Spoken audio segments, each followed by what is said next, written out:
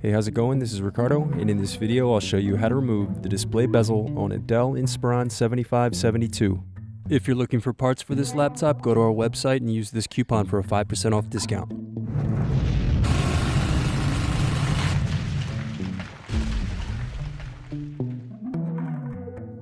First unscrew, then remove bottom base.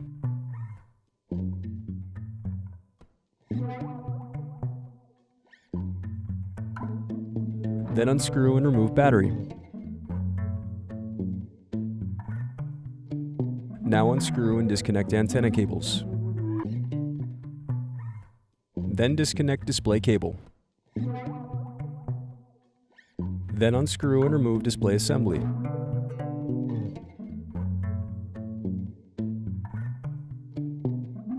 Then use fingers to pry apart and separate display bezel.